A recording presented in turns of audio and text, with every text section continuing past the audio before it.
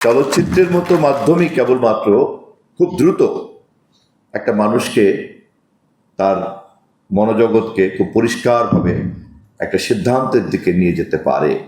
আমাদের প্রত্যেকেরই এমন স্মৃতি আছে, আমরা সিনেমা হলে কোনো কোনো দৃশ্য দেখে কেঁদেছি, আমরা সিনেমা হলে কোনো কোনো দৃশ্য দেখে একা একাই হেসেছি, আমরা সিনেমা হলে কোনো কোনো দৃশ্য দেখে নিজেদেরকে নায়ক অথবা নায়িকা ভেবেছি, আমরা সিনেমা হলে কোনো কোনো দৃশ্য দেখে রাতের পর রাত, দিনের পর দিন ওই চরিত্রকে অনুকরণ করার চেষ্টা করেছি। এটি একমাত্র চলচ্চিত্রের মতো মাধ্যমের পক্ষে কিন্তু সম্ভব মানুষের মনোজগতের চিন্তা প্রক্রিয়াকে এত বেশি প্রভাবিত করা। আমি আপনাদেরকে ধন্যবাদ জানাই দুটো কারণে। একটি হচ্ছে আপনারা এরকম একটি অনিবার্য সমস্যা যা বিজ্ঞান ইতিমধ্যে মানুষকে সতর্ক করেছে সে বিষয়টিকে বেছে নিয়েছেন এবং সে বিষয়ে সচেতনতা তৈরি করার জন্য আপনারা চলচ্চিত্রের মতো মাধ্যমকে বেছে নিয়েছেন। আমি এই দুইটি কারণে আপনাদেরকে বিশেষভাবে ধন্যবাদ জানাই। আমি আমার ক্যাবিনেটের কলিগ সম্মানিত মাননীয় পরিবেশ মন্ত্রী মহোদয়, প্রতিমন্ত্রী মহোদয় যেহেতু আমার অত্যন্ত ঘনিষ্ঠ, আমি সময় সুযোগ মতো তাদের সঙ্গেও মত বিনিময় করব এবং নিশ্চয়ই তারা অত্যন্ত প্রজ্ঞাবান মানুষ এবং এই বিষয়ে তারা নিশ্চয়ই অনেক জ্ঞান রাখেন।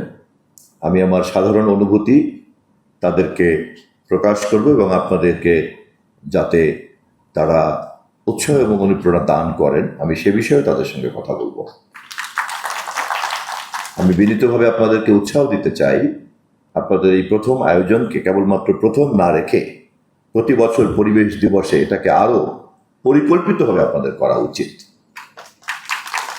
প্রতিটি প্রোডাক্ট, প্রতিটি কন্টেন্ট এটি মানসম্পন্ন করার জন্য যা যা করা দরকার তা আপনারা করবেন এবং তা মানসম্পন্ন করার পরে তাকে ডিজিটাল প্ল্যাটফর্ম তো আছেই, এর বাইরেও সর্বোচ্চ প্রচারে কীভাবে নেওয়া যায় এবং যারা এখনও এই বিষয়ে অসতর্ক অসচেতন তাদের চিন্তার মধ্যে কিভাবে পরিবেশ জলবায়ু পরিবর্তনের এই সমস্যাটিকে পৌঁছে দেওয়া যায় আপনারা সেই ব্যাপারে আপনাদের তৈরি করা কন্টেন্ট, ফিল্ম, শর্ট ফিল্ম এগুলিকে সর্বোচ্চ প্রচারের ব্যবস্থা গ্রহণ করবেন